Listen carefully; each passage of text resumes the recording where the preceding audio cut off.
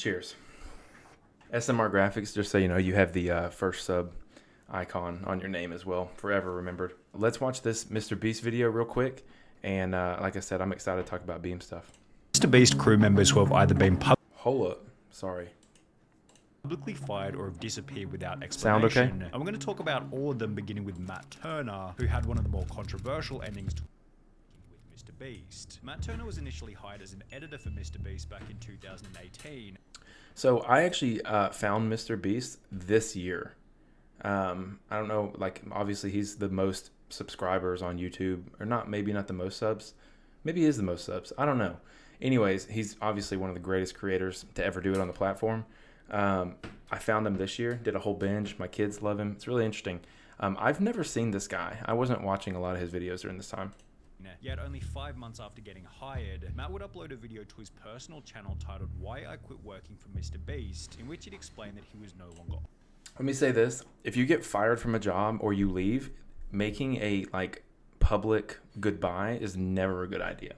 on the team. Matt would then go on to praise Mr. Beast, talking about how much he enjoyed the job. This was a dream job for so long. Going to work was a blast each and every day. Mr. Beast paid for my rent every month when I lived in North Carolina. That is actually kind of insane that your boss would pay your rent. Like, I get it, Mr. Beast is like rolling in it or whatever. I mean, that's a lot of money, but like, imagine getting a job as like an engineer or something at, for Nissan. And they're like, yeah, by the way, we're going to pay your salary and your house. And Mr. Beast, I still consider friends. Never got in any fights. No one did anything wrong in this situation. If you're watching this, Mr. Beast, I love you, bro. However, despite ending his message by stating that he loved Mr. Beast, approximately 1 year and 2 months later, Matt Turner would take to Twitter stating the following: "I'm not going to make a video about my time editing for Mr. Beast, but I will say that it was the most mentally draining time of my life. I was yelled at, bullied, and called replaceable by Mr. Beast every day. Being in tears and having mental breakdowns." I find that hard to believe. And here's the thing too. Maybe this is so I'm 27. Maybe this is like a my generation thing, or maybe like the Zoomers below me. I'm still a millennial. I never feel the need, or I don't know. I don't feel like I've gotten bullied, Like, I've worked at places where I've had bosses that are like total dicks, but like I never would consider being continuously bullied. I don't know if you guys ever experienced that, but it seems like some people in like the lower 20s seem to bring that up a lot more these days than maybe in the past. Day after day is difficult, And it wasn't that I felt like I couldn't talk about it either. I just didn't feel like it was happening.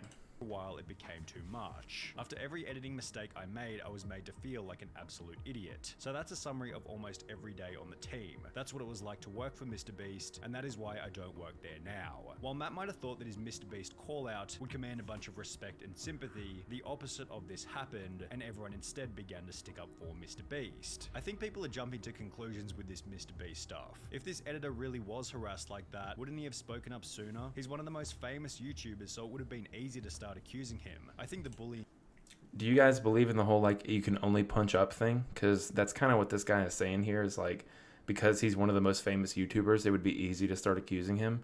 It's really easy to punch up, and the whole phrase of cancel culture is you can't punch down.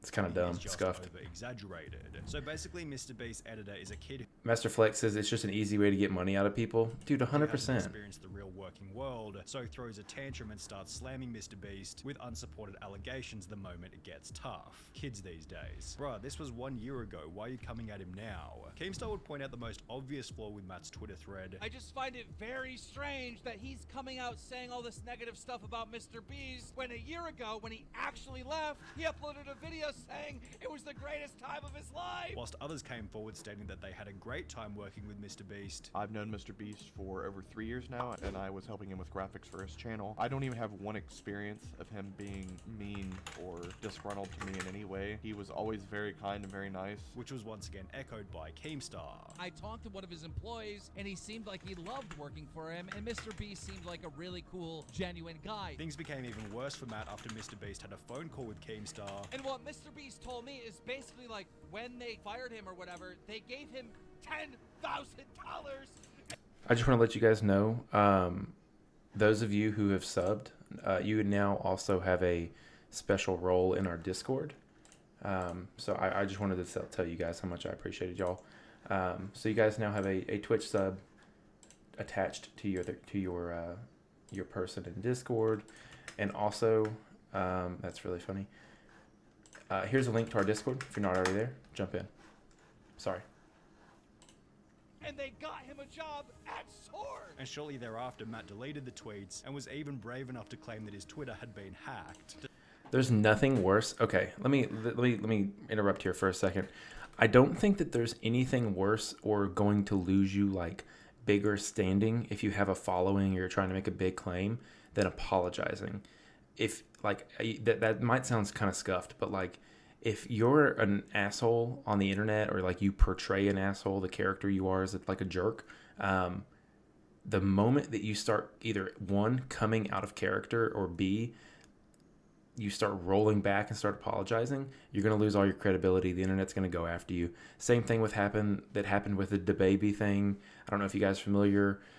He's now like irrelevant because he apologized for a bunch of stuff. It just sideswipes your character, man.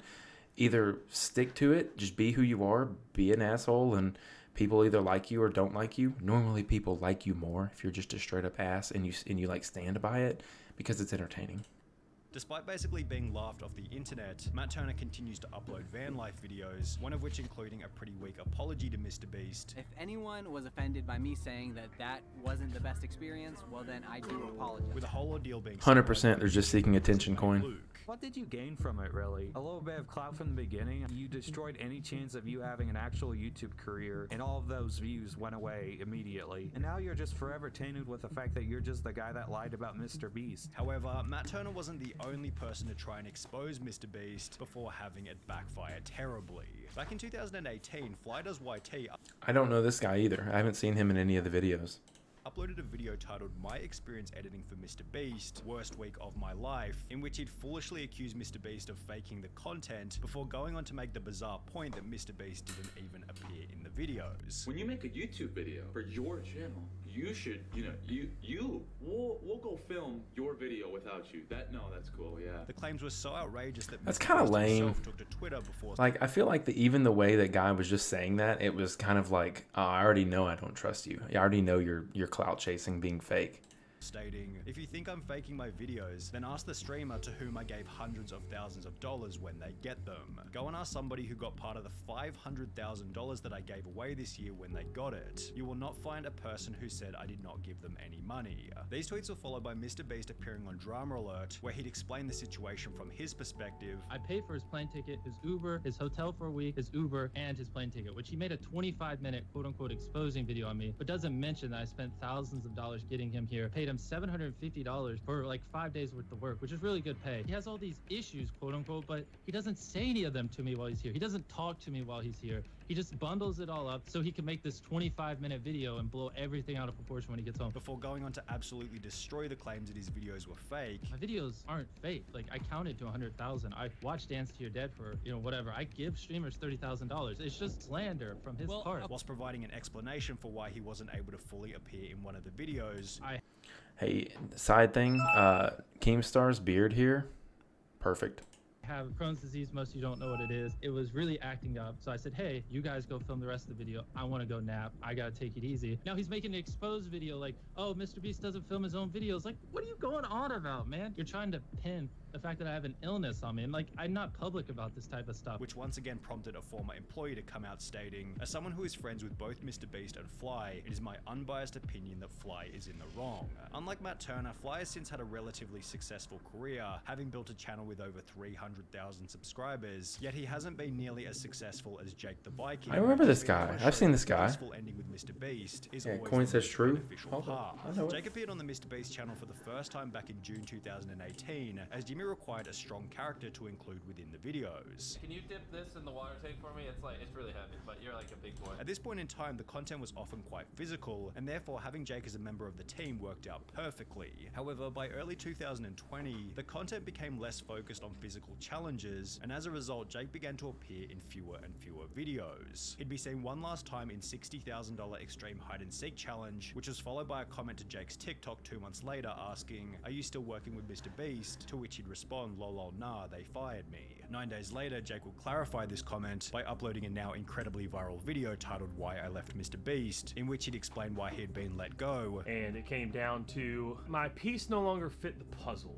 If that's the best way to put it. Before discussing how he wanted to leave anyway, so he could pursue content creation under his own name. It was a mutual. This just sounds like somebody wanting to do their own thing. That doesn't sound like a hateful leave or anything like that.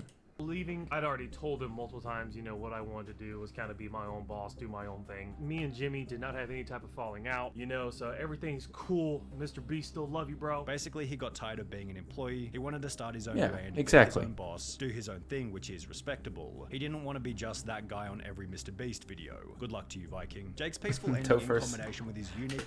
Topher says, I like that shirt he has. Me too, man. I need one for boobs. Boob guy. Recognizable image has helped him to maintain success even after leaving the team, having gained over 1 million subscribers on YouTube and over 2.5 million followers on TikTok. That's so many people. Jake the Viking wasn't the only person who eventually ran out of... That's 1% of America, almost. Right at. Utility on the Mr. Beast team. For example, whatever happened to Ty, who was picked up on the side of the road for his first appearance in the world's largest bowl of cereal video. You wanna come sit in a pool of cereal for 10K? And with comments such as, Ty is such a cool guy, he needs to be in more challenges, he was able to return to the channel. And then this is Ty. No lie. Would you guys, like if someone pulled up to you, would you guys get in the car for that? Also, to first, shout out to you. First time in chat, dude. From the cereal videos, you guys really liked him, so we brought him back. Appearing in a total of 7 different videos before he'd also disappear. Considering Ty was picked up at random on the side of the street, he was never an official member of the MrBeast crew, yet according to the wiki, Ty still works for MrBeast, but works mostly behind the scenes. Ty has since become a father and still maintains an Instagram following of over 28,000 and a TikTok following of over 80,000, on which he uploads music, comedy, and dancing videos. Tyler Conklin was another MrBeast member who disappeared from the videos without any explanation, and his disappearance is probably the most mysterious of them all. Tyler became the second MrBeast. I'm pretty sure I saw him in a video like recently. Coin says he would pass if somebody pulled up and asked you that. Hell yeah, dog. His crew member. That shit's wild. After featuring on the channel for the first time in February 2016, when MrBeast had only 18,000 subscribers. From here, Tyler was featured in videos such as We Are Better Than Dude Perfect, which was followed by Tyler helping out Jimmy's brother. Yet Tyler's final obvious appearance on the MrBeast channel was in I Opened a Restaurant That Pays You to Eat At It, where Jimmy jokingly fired him. Get out of here! He suggested we charge money for the food. What? Get out of here! Go! I don't ever want to hear you guys talk about charging again. While this was obviously just a meme for the video, it actually would become Tyler's final official appearance on the MrBeast channel. Honest question, after you suggested making people pay for the food in the restaurant video and Jimmy kicked you out, you were never in another video again. Did he fire you from being in more videos? I really feel like I've seen him. Like in a more recent video. I think it's the one where the guy's in the house for like 90 days or something alone. I feel like he's in that one. Yeah, Coin, I didn't realize that people just like don't show up again. But I mean, it makes sense. It's a business, right? Tyler did make a small cameo in Last to Leave the Circle Wins $500,000, as well as the Squid Game video where he apparently featured as one of the guards. And when you combine this information with his Instagram, on which he's often still seen with the crew, it's clear that Tyler hasn't been fired, but is rather working from behind the scenes. Garrett eventually met a similar fate. Yo, this dude looks like a cartoon character. He looks like somebody you would make in Grand Theft Auto. Like an NPC that's just walking down the street and you like kind of bump into him and they're like, hey! He was first introduced to the channel back in May 2018 after the team cut his car in half, and from that point onwards he was a semi-regular in the MrBeast videos. In mid-2020, Garrett abandoned the channel to help out MrBeast's brother. However, as Mr. Bro began to upload fewer and fewer videos, Garrett also began to disappear from the internet. According to a reply on his Instagram, Garrett helps with social media stuff now, although he hasn't uploaded a TikTok or Instagram photo with the MrBeast crew in over 2 years, and claims to be studying at the University of Alabama, which is over 2 states away from the MrBeast headquarters in North Carolina. Perhaps Garrett is still working with the crew from a distance, however, it does seem as though their relationship simply ran its course and eventually fizzled out. But what about Jake Weddle? He was another one of these guys. I've never seen this guy before, and that guy has a face that is not forgettable. Who once featured in almost every MrBeast episode before he'd slowly disappear from... How do we feel about that? How do we feel about those soulless eyes? Looks like Dak Shepard on meth. Dog, you said it, not me. The channel. Well, only a month after being seen in the I filled my brother's house with slime and bought him a new one video, Jake Weddle would upload a piece of content to his personal channel titled Why I Left Mr. Beast, in which he'd explain always a bad idea, folks. So he could pursue stand-up comedy The mustache, I think, is worse than the half mustache. under his own name. I found myself kind of, I guess, losing passion for what I was doing. I'm doing stand-up basically full-time now. Weddle went on to explain that his relationship with Mr. Beast had ended peacefully. Me and Jimmy actually left on very good terms. I met with Jimmy before I left. He understood where I was coming from. I understood where he was coming from. Which is supported by the fact that Weddle came back about a year later for 2 cameo appearances on the channel. However, there's a different Mr. Beast member who only managed to feature in one video before getting fired. Sneeko. Now, to avoid any unnecessary damage to Mr. Beast's image here, we need to specify that this was back in 2018, long before Sneeko had the reputation that he has now. Back then, Sneeko's content consisted of deeply meaningful, unbiased videos, which featured a unique editing style more advanced than almost anyone else on the platform. Anybody who was a fan of Sneeko at the time can vouch for how incredible his videos were, and with this in mind, it's really no wonder that Mr. Beast gave him a shot on the team. That reminds me of like real old school YouTube. Like really, like you guys ever seen The End of the World on Albino Black Sheep? Because that kind of editing right there is what that reminds me of. Coin says that looks like the type of guy to tell on you for cheating on a test.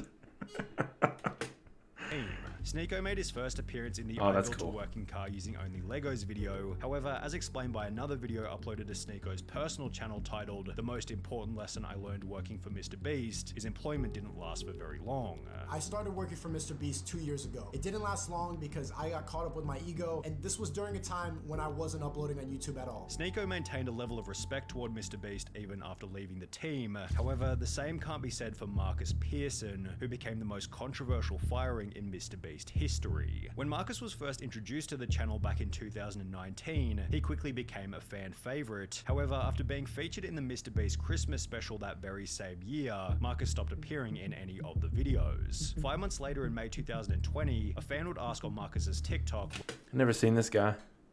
Topher's, okay, here's the world. Round. Perfect, you get it. when you coming back to Mr. Beast challenges, to which he'd respond to ask him, implying that maybe Marcus had been left in the dark about his future involvement on the channel. Approximately 3 months later in August 2020, Marcus was officially removed from the team, although unlike most of the other Mr. Beast members, Marcus didn't leave peacefully. So I gotta destroy him, bro. So I'm gonna destroy you, bro. I'm gonna destroy you eternally. For a long ass time, you gonna feel this. You gonna feel this. Tomorrow, the next day, and the next day. You ain't gonna forget about this. Marcus would take to Instagram and post a 12-minute story in which he'd make some absolutely delusional claims, such as Mr. Beast started the pandemic. He started this pandemic for a reason. Marcus was a leader whilst Mr. Beast was a follower.